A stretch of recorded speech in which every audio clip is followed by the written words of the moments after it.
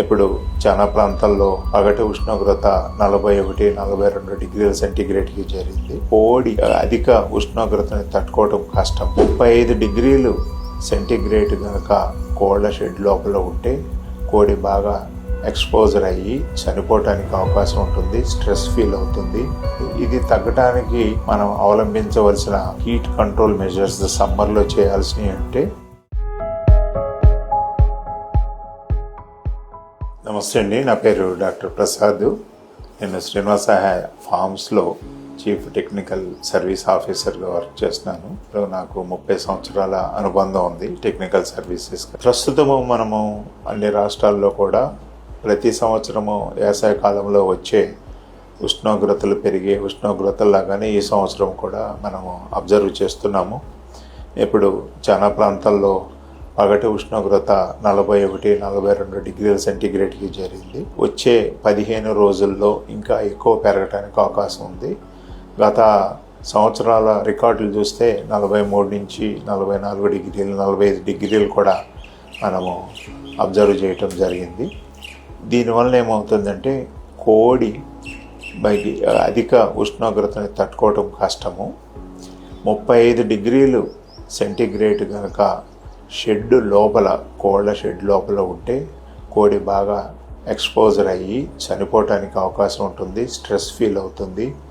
ఈ స్ట్రెస్ ఏ విధంగా ఉంటుందంటే, బయట టెంపరేచరు 40 డిగ్రీలు ఉన్నప్పుడు మనము లోన టెంపరేచరు 34 డిగ్రీల కన్నా పెరగకుండా చూసుకోవాలి. 5-6 డిగ్రీలు టెంపరేచరు తక్కువ ఉండేటట్టు చూసుకోవాలి. ఇది తగ్గడానికి మనం అవలంబించవలసిన హీట్ కంట్రోల్ మెజర్స్ సమ్మర్లో చేయాల్సినవి అంటే, మన ఫారంలో వాటర్ కనుక ఎక్కువ అవైలబిలిటీ ఉంటే షెడ్ పైన స్ప్రింక్లర్స్ అరేంజ్ చేసుకోవాలి.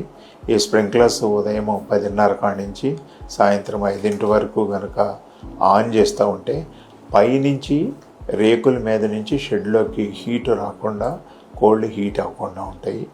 ఇక్కడ వాటర్ అవైలబిలిటీ తక్కువ ఉన్నప్పుడు స్ప్రింక్లర్ బదులు షెడ్ లోపల మనకి ఫాగర్స్ అనేది మనం అరేంజ్ చేసుకోవాలి. ఆ ఫాగర్లో వచ్చే నీరు డ్రాప్లెట్ కాకుండా మంచు తుప్పర్లాగా పడుతూ ఉంటుంది. దానివల్ల పైనుంచి వచ్చిన హీటు, పక్క సైడ్ నుంచి వచ్చిన హీటు కేజెస్ మీదకి వెళ్లకుండా అది వేడి తగ్గిస్తుంది. అప్పుడు టెంపరేచరు కోళ్ళకి ఎక్కువ అవ్వకుండా ఉంటుంది. ఆ విధంగా బయటకిన్నో లోన టెంపరేచర్లకి 5-6 డిగ్రీలు కనుక తగ్గించగలిగితే కోడి ఇబ్బంది పడకుండా ఉంటుంది. ఇటువంటి పరిస్థితులు చేయనప్పుడు ఏమవుతుందంటే కోడి టెంపరేచర్ పెరిగి మేత తినటం ఆగిపోతుంది, తర్వాత రుప్పటం జరుగుతుంది, తర్వాత తలను తీసుకెళ్ళి రెక్కల కింద పెట్టుకోవటం. ఇంకా టెంపరేచర్ కనుక మనము ఏ విధమైన చర్యలు తీసుకోకపోతే 37 డిగ్రీలు కనుక అయితే చనిపోవటం జరుగుతుంది. కాబట్టి ఈ సమ్మర్లో మధ్యాహ్నటప్పుడు మేత వేయకుండా దాన్ని ఉంచేసి సాయంత్రం చల్లబడిన తర్వాతే మేత వేయాలి. దీనివల్ల కోడి వేడికి పెరగకుండా మనం కంట్రోల్ చేసుకోవచ్చు. ఒకవేళ మేత మధ్యాహ్నటప్పుడు తినదు కాబట్టి దీన్ని మళ్ళీ మేత తక్కువ తింటే మనకి ఉత్పత్తి బాగా తగ్గిపోతుంది.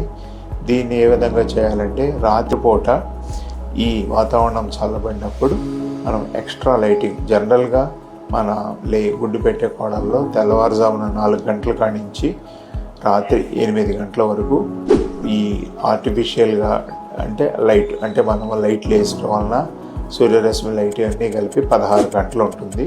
ఈ యాసకాలంలో ఏం చేయాలంటే 8 గంటలకి లైట్లు ఆఫ్ చేసి 3 గంటలు డార్క్నెస్ అయ్యి పడుకునేటట్టుగా వాటికి రెస్ట్ ఇచ్చి మళ్ళీ 11 కాడి నుంచో లేకపోతే 12 కాడి నుంచి 1-1:30 గంటలు అర్ధరాత్రి పూట లైటింగ్ ఇవ్వటం వల్ల ఆ టైంలో బయట టెంపరేచర్ బాగా తక్కువ ఉండి, షెడ్ లోపల టెంపరేచర్ కూడా తక్కువ ఉండి మేత తినడానికి కోడికి అవకాశం ఉంటుంది. కాబట్టి పగలు తినలేని మేతని రాత్రిపూట మనం తినేటట్టుగా కాంపెన్సేట్ చేస్తే కోడి బరువు తగ్గకుండా, మరణాలు సంభవించకుండా, అట్లాగే తక్కువ మేత తినటం వలన గుడ్డు బరువు తగ్గకుండా ఉంటుంది. ఈ పద్ధతులు అనేది మనము కంపల్సరీగా అవలంబించగలిగితే ఈ అధిక ఉష్ణోగ్రత వల్ల వచ్చే ప్రొడక్షన్ లాస్ని, కోళ్ళు చనిపోయే వాటిని మనము కంట్రోల్ చేయొచ్చు. ఇంకా ఇవి కాకుండా మందులుగా మనం వాడాల్సినవి ఏంటంటే ఈ వైటమిన్ సి అనేది ఈ నెల రోజులు మేతలో ఇచ్చుకోవాలి. ఒక 100 గ్రాములు టన్ను మేతలో. అట్లాగే మనం మేత ఫార్ములాలో వాడే వైటమిన్ ప్రీమిక్స్ కానివ్వండి, మినరల్ ప్రీమిక్స్ కానివ్వండి, ప్రోటీన్స్ కానివ్వండి, 10 నుంచి 15% ఫీడు తినటం తగ్గినప్పుడు వీటిని ఎక్స్ట్రా పెంచుకోవాలి. నీళ్ళల్లో కానీ మేతలో కానీ ఎలక్ట్రోలైట్స్ అది కనుక మనం ఇచ్చుకుంటే కోడి రొప్పినప్పుడు ఈ ఎలక్ట్రోలైట్స్ శరీరంలో తగ్గకుండా, కోడి బరువు తగ్గకుండా ఉంటుంది, చనిపోకుండా ఉంటుంది.